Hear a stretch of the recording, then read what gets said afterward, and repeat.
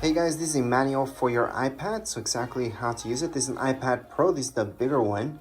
However, if you guys have the smaller one, it's going to be the exact same instructions for both of them. And again, it doesn't matter what color you guys have, how many big gigs, it's going to be the exact same tutorial for all of you. It's going to be the same manual, how to use it. So let's just get started. Your messages. So this is iMessage. iMessage uses your Apple ID. That means it's using internet, it's using data. It's not an actual text message.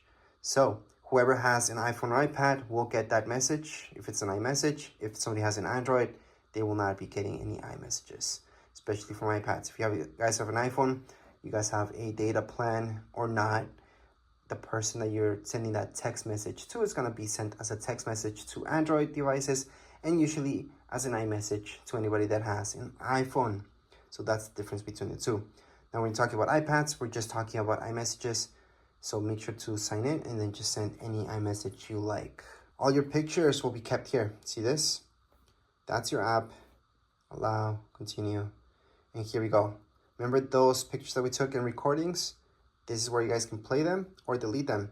So to delete any pictures from your iPad, hold on to it, delete.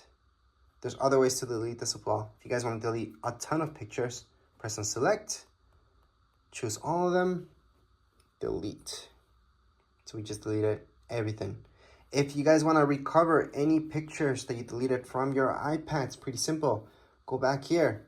Then you're going to go into recently deleted. From recently deleted, view album, put in your passcode because that's secure.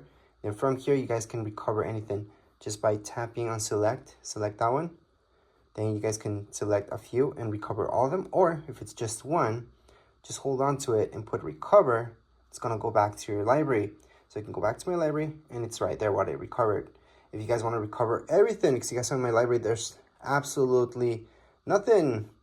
I can select them all, press down here below and recover every single one of these. So there we go. Go back to library and they're there. Now, let's say you guys don't want to recover. You guys want to go on and fully delete these guys. We're going to delete them again. And I'm going to show you that in recently deleted, that's where you guys really want to truly get rid of these pictures. Don't want any evidence left. You guys are going to go into select them all. Go down here below and delete. Or you guys can always go on the top right hand side. So let me just focus in that better. Or you guys can just go into select and just select two of them if you guys want to just delete two of them forever. So delete from this iPad. So down here below on the bottom right hand side, you guys can see delete this from this iPad. And it's been deleted. So again, to fully delete any pictures, you guys do have to delete it from your trash bin. That way it's completely gone from your iPad. So it's not going to be here and it's not going to be under recently deleted because there's nothing left. So let's just get out of here. Other than that, I'm going to show you Find My. Find My, it's really cool. You have to sign in. So remember to sign in, and you always want your app to know where you're at. So you can track where you are at. Well, not you, but the iPad itself. So if it ever gets lost, stolen, you guys can track it down. You guys can lock it, blacklist it by turning this on. So make sure to turn it on. Now, if we take a look at your iTunes store, this is where all the good stuff happens. So you guys are going to buy any music or listen to any music. There you go. Same goes with movies. All right. And you guys can go into TV shows as well. So this will give you the option to go to store. It's going to direct you here so you guys can buy this. But it's very important to go here, and that's because it's going to give you this option for purchases where you guys can look at all your purchases. Again, you have to be signed in. Besides that, you guys have your notes. This is something that I use a lot. So you guys can add any notes just by go ahead, tap away, start typing.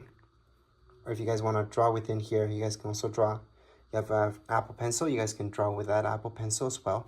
But you don't need an Apple Pencil. You guys can just draw yourselves. And then when you're done, just click away. You guys want to add another note here.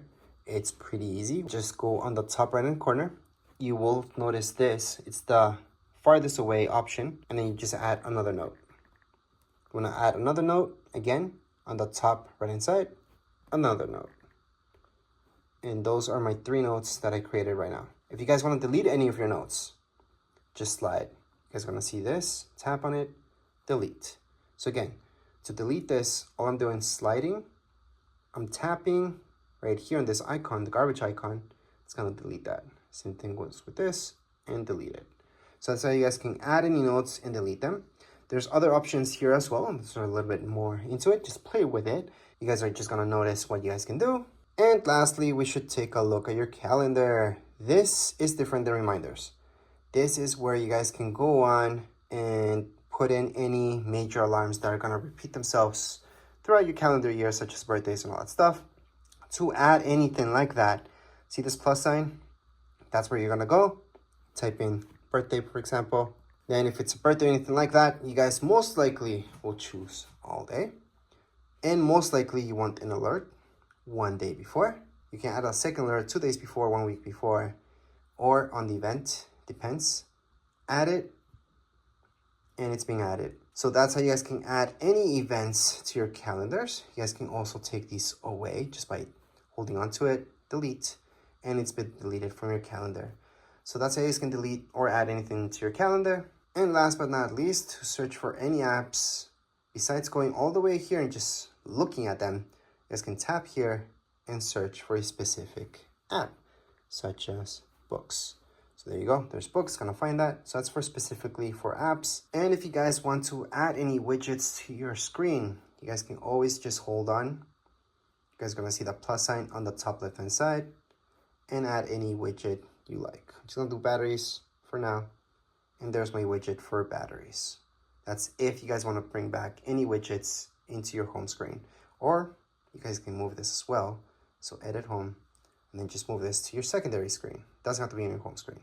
It can be here. So there you go. That's the difference. So you guys can have your widgets there as well. Obviously, you guys can delete this at any point in time just by holding on, minus sign, remove, done, or just click away. And you're done. But anyways, this was a quick manual for your iPad. Doesn't really matter which iPad you guys have. This will apply for all of them. If you guys have any questions, comments, you guys can write down here in the comments area. Don't forget to subscribe and like. Thank you.